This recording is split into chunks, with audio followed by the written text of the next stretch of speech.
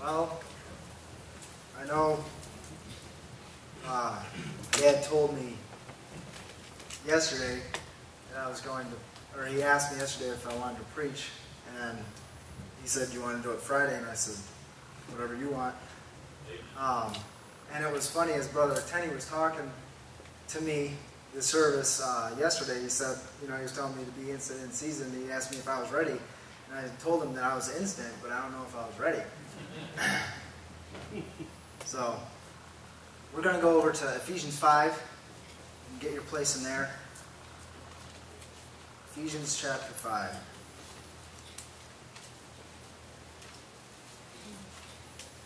While you're turning there, I want to read a verse in Ecclesiastes. Ecclesiastes 1 verse 9 says, "The thing that hath been, it is that which shall be, and that which is done is that which shall be done. And there is no new thing under the sun." Okay. Ephesians 5, verse 16. And the reason I wanted to read that verse first is because there is no new thing under the sun. So I'm not gonna stand up here and try to come and preach a different thought about this verse.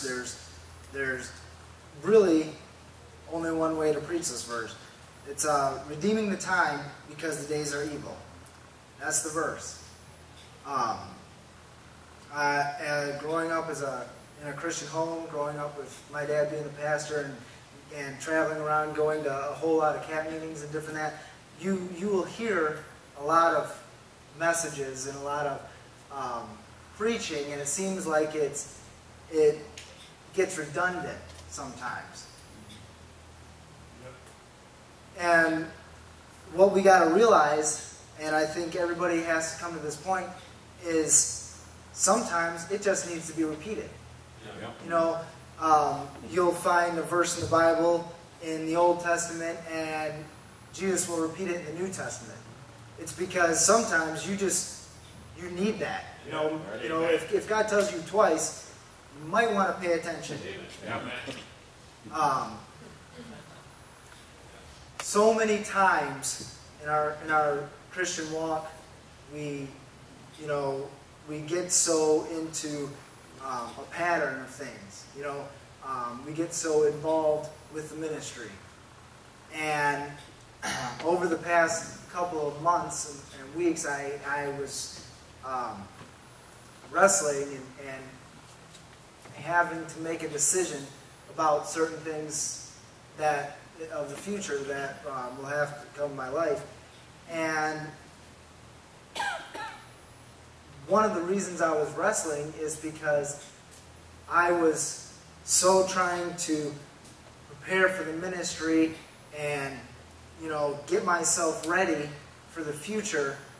And just through these past couple of days and these past couple of weeks, God showed me while you're preparing for the ministry, you can still be in the ministry.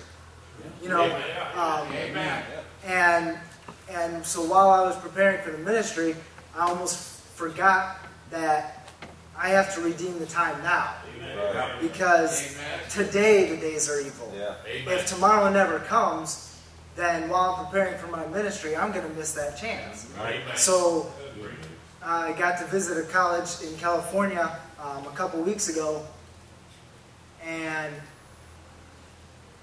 I